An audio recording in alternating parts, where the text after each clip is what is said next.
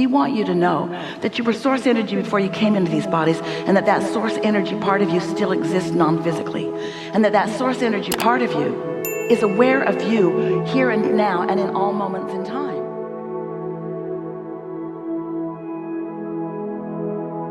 Today has been great. Right out there on the leading edge, and everyone moved. Everyone moved. Everyone. Nothing in your world will be the same. You've moved enough.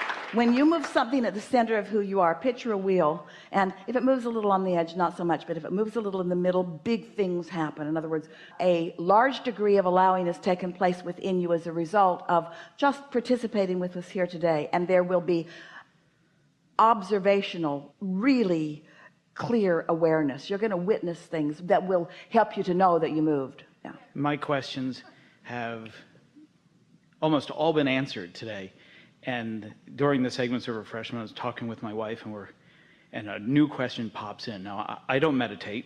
This past year has been amazing. I've unblocked a lot of things that I've said, oh, I can't do that, and I just let it all go, and things are phenomenal. But I want to start meditating, and I listened to you today about getting that impulse and following. Well, if things are going really well for you, maybe you found another way of getting in the receiving mode. Don't be so quick to say you need to do something that you're not doing. If things are going really well, it's a really good indication that you're in the receiving mode a lot. Esther walks around in the receiving mode. She doesn't have to be in meditation to be in the receiving mode. The appreciation mode is the receiving mode. The joyful mode is the receiving mode. When you are feeling exhilarated, that's the receiving mode. Sometimes people get out and take a good run. We were talking to our athlete friend about it, and they get into the zone, they're in the receiving mode. In other words, there are a lot of ways to get there. Meditation is just a really surefire way to get there. I think the question came to me, it was, inspired by the conversations we've had today. The impulse, and I know a lot of people here, we all have jobs and we work for a living to enjoy life and things like that, but if we get that impulse, can we say, I want to do that, but I've got to go to work? So when do I get back to the impulse? Is it something we have to do right then and there? Well, the thing about the impulses that are coming from Source, they're always applicable in this moment, or Source wouldn't give it to you. Source has sized everything up. Source knows exactly where you stand in relationship to everything you want, and Source isn't looking to get you fired. If you've received it, then it is applicable now. Because Source isn't talking to you what you're going to do down the road or tomorrow or the next day or even this afternoon. It's coming right here and now. It's coming now. It's now. Esther went with Jerry. He liked to fish in streams, and they went to Montana. The Bitterroot River was one of his favorite streams to fish on, and he knew where all the fish were. He'd say to Esther, there's one over there, and he'd cast over and he'd have a fish, and there's one over there, and he'd cast over there, and then have a fish. But one of the things that he liked most to do is he'd take his rod and his creel, and he'd roll up his pants, and he would run down the rocks in the river. And Esther watched him, and it was like the rocks appeared beneath his feet. How he could do that, and Esther would attempt it. She was always wet to her waist because she didn't believe the rocks would be where she wanted them to be, and she didn't believe that her feet would be stable beneath them, and she fell on her butt many times in the water. But Jerry had been doing it for so many years that he just believed that whatever he needed in regards to that would be right there where he needed it to be when he needed it to be there. And this is the way that we want you to think about the information that is coming from your inner being. Your inner being knows where you stand, knows what your capabilities are, know the way your mind works, knows what you want, and knows what the path of least resistance, your path of least resistance is. And you can trust that when that thought comes from the receiving mode. And how are you going to know?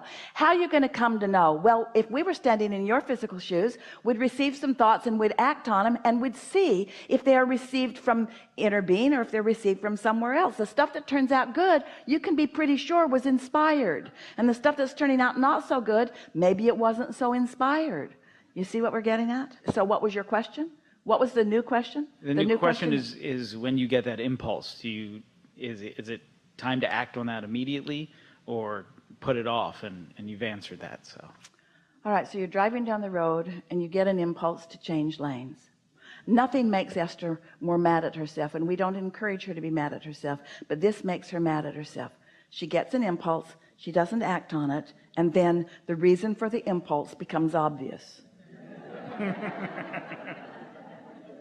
Have a feeling I should change lanes. Oh, well, I don't think I will.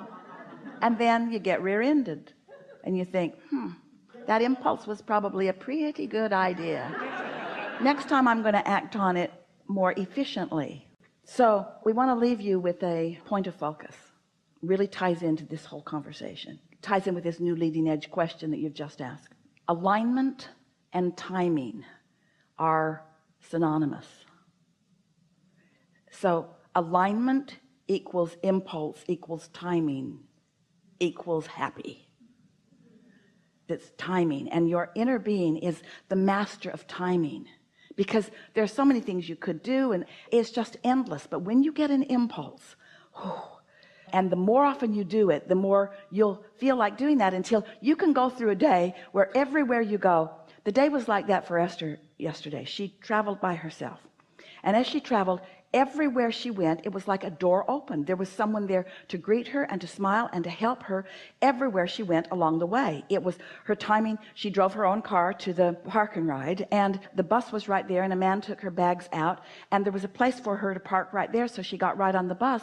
And then they drove her and one other person to the airport rather than waiting for the bus to fill up. And Esther thought, oh, I really like how things are working out. And then the bus let her off right in front of the sky cap, and she gave him her bags, and off they went. And she got right to the gate in the most comfortable fashion. Everything about it was just unfolding perfectly. And then she had this wonderful flight, 2 wonderful flights. And when she got to the baggage claim, her driver was not there. He was not there with his sign, and he wasn't answering the number that she'd been given. And when she did reach him, this was the first sign of something that looked like it was out of sync. The driver said, I'm supposed to be there at 2:30, right? And Esther said, well, my note says 2 o'clock, and I am here. And how long will it take you to get here? Well, let me call you back. And he called back, and now he's kind of making up some reasons that he can't be there. And Esther said, it's all right, I'll just take a cab. So she went out to the curb, and there was a cab right there, and she stood there for a moment, and the woman who was assigning the cabs to people was distracted by something else that was going on. And for just a moment, Esther thought, you really should pay attention to me, because your job is me. But she was doing something else. And so a cab driver who was sitting right there saw Esther sitting there, and he came and undid the rope and escorted Esther to his cab. And he got in trouble for that, because that's not his job. But as Esther got into the cab, she said to him, well, that was very nice, thank you very much. And then they began talking about the most wonderful things. And then Esther said to him, you are a very strong man with powerful good intentions, and life is going very well for you. I can feel it. And he said, is that why I feel you all over my arms? They were such energy friends right away. There could not have been a better thing that had happened to either one of them. They were guided to be together for a 40-minute drive that was delightful for both of them. And what looked like was supposed to happen that didn't happen wasn't the best thing to happen. And after a little while of just relaxing and taking it as it comes, and trusting that the universe is always doing what's best for you, and let that be your default decision about things, that things are working out for me. No matter how it looks, things are always working out for me, no matter how it looks. And to the degree that I allow it here and now, to the degree that I am willing to look for things that are satisfying here and now, then there's no end until you feel like you've been on a magic carpet ride. Like, could this day have been any better? Could I have had better timing? Could I have had more pleasure? Could I have had more satisfaction? Could I have had better timing? And the answer to that is yes, probably, but this was really, really, really, really good. In other words, the more you acknowledge the good timing, the better the timing continues to be. Creation is so much fun when you realize that you are doing the creating. And allowing is so much fun when you realize that you hold the keys to the allowing. The deliberate creation of your life experience is what you came for. You didn't come because stuff needs to get done. You came because you like the experience of energy flowing through you. You like the feeling of alignment. You like the feeling of life flowing through you. You don't like the feeling of pinching it off, and you don't like the feeling of not letting it in, and you don't like the feeling of the imbalance of it, but you like the feeling of learning it, and you like the feeling of getting better and better at it. And once you get hold of this, just regarding a thing or two or a thing or two or a thing or two, it shows up more and more and more and more in your experience. And you might find yourself enjoying your singularity a bit. You might enjoy feeling the timing that you are able to receive. And then once you get that really going good, then you might hook up with somebody else that knows that too. And when two or more of you come together with that sort of knowing, with that sort of energy flowing, with that sort of exponential expansion, when you start hooking up with the energies that create worlds in a conscious, deliberate way, we're not going to say you're going to accomplish a lot, because that's not the point. We're going to say you're going to have a really, really good time. Yeah. Yeah. Thank you so much. Yeah. We like this day a lot. We liked what happened energetically. We liked the translation into your own mind that you accomplished. It just doesn't get any better than this. It really is co-creating at its best. Have so much fun. There is great love here for you. And as always, we remain joyously in your vortex.